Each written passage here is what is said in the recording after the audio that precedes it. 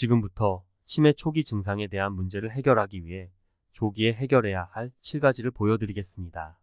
치매는 상태가 더 진행되기 전에 가장 이른 시간인 지금 조기에 발견하고 식습관을 바꾸는 것이 가장 좋습니다.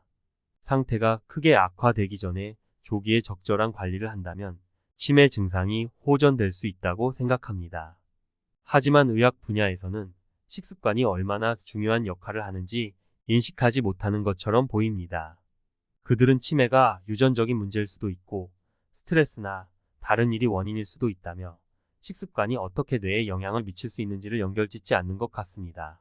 그들은 먹는 것이 중요하지 않다고 생각하는 것 같습니다. 그러나 조기에 식습관을 제대로 바꾸면 치매를 예방하거나 심지어 치유할 수 있다는 것을 강조해서 말씀드립니다. 가장 먼저 알아야 할 것은 무엇이 뇌의 해마의 크기를 작아지게 하는지입니다. 해마에 문제가 생기는 원인 중 가장 일반적인 것은 비타민 B1 결핍입니다. 비타민 B1 결핍 현상은 알코올을 섭취할 때 발생할 수 있지만 고탄수화물 시기를 섭취할 때도 발생할 수 있습니다. 탄수화물을 섭취하면 대사하기 위해 비타민 B1을 필요로 하기 때문에 탄수화물을 먹을수록 체내에서 B1의 요구가 급격히 증가합니다. 또한 알코올을 섭취할수록 더 많은 B1이 필요합니다.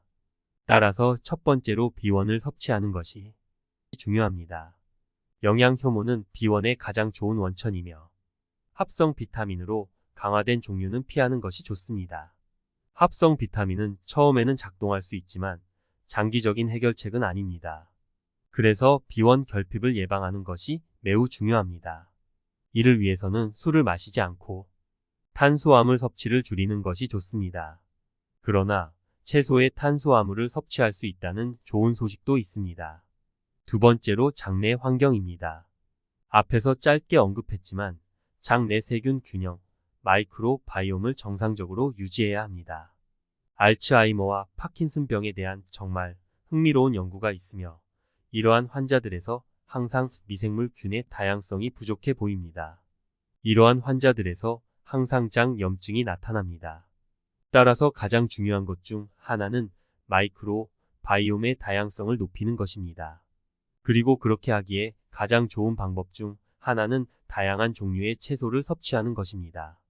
오직 하나의 샐러드와 같은 하나의 채소만 계속해서 먹는 것이 아니라 다양한 종류의 샐러드, 다양한 식물 성분이 포함된 다양한 섬유질을 먹으면 다른 균주를 강화시킬 수 있습니다.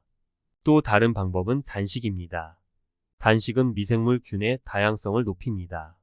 미생물을 굶기면 약해질 것이라고 생각하시겠지만 그들은 더 강해지고 새로운 변종을 갖게 되어 번성하기 시작합니다. 영겁의 세월 동안 진화해 온 생존 메커니즘의 일부입니다. 관심이 있으신 분은 장과 뇌가 상호작용한다는 것을 이해하실 겁니다. 미주신경을 통해서 장에서 뇌로 가는 정보와 뇌에서 장으로 내려가는 정보가 있습니다. 따라서 뇌에 문제가 있으면 장에도 문제가 있을 수 있으며 장에 문제가 있으면 뇌에도 문제가 생길 수 있습니다. 그리고 앞서 말한 것처럼 신경전달 물질 중 상당수는 미생물에 의해 생성됩니다. 비타민 B 중 상당수도 자신의 미생물에 의해 생산됩니다.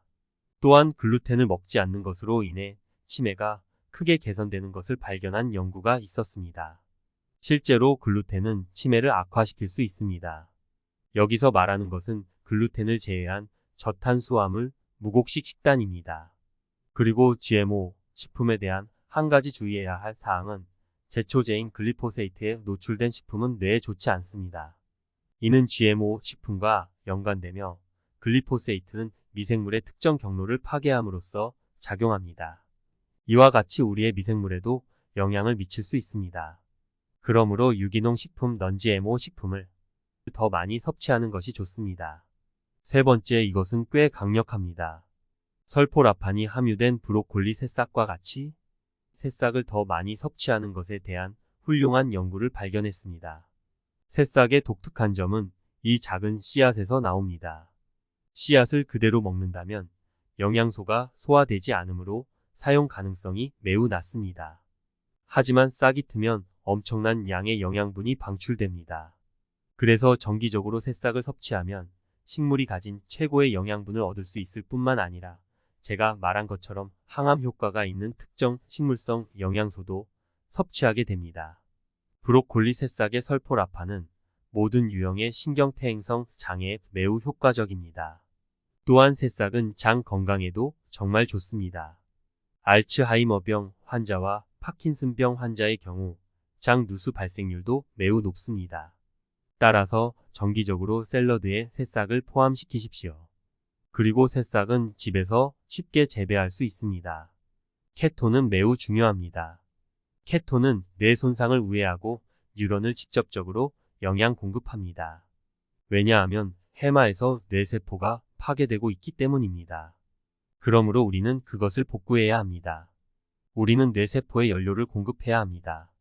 그래서 그 단계에서 포도당 연료를 공급받지 못한다면 케톤 연료를 공급하면 잘 성장할 수 있습니다. 따라서 치매 증상이 조금이라도 있는 경우 정기적인 간헐적 단식과 정기적인 장기 단식을 해야 하며 엄청난 효과를 보게 될 것입니다. 그 이유는 두 가지입니다.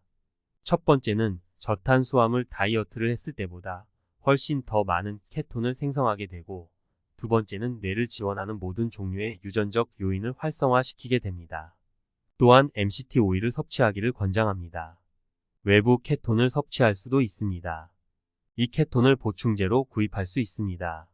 그리고 MCT 오일 한 스푼 정도, 하루에 2번 정도 섭취하면 뇌 건강에 많은 도움이 될 것입니다. 은행나무 추출물 이지비761은 인지 장애 환자에게 상당한 이점을 제공하는 것으로 나타났습니다. 이 추출물은 뇌에 상당한 신경보호 기능을 제공하는 것으로 알려져 있습니다. 6번째, 노루궁뎅이 버섯에 대해 이야기해 보겠습니다. 버섯은 매우 매력적인 식물입니다. 노루궁둥이 버섯에 대한 연구에서 인지 기능에 영향을 미친다는 것을 확인했습니다. 그 영향은 무시할 수 없을 정도로 크다는 것입니다. 그리고 뇌 건강에 대해 항상 이야기하는 추천사항도 있습니다. 그것은 오메가3 지방산, 지방이 많은 생선과 생선기름, 특히 대구 간유에서 발견되는 DHA일 것입니다. 그리고 엄청난 영향을 미치는 비타민 D도 있습니다. 아연 역시 매우 중요합니다. 운동은 두뇌의 산소를 증가시키는데 매우 중요합니다. 수면도 마찬가지입니다.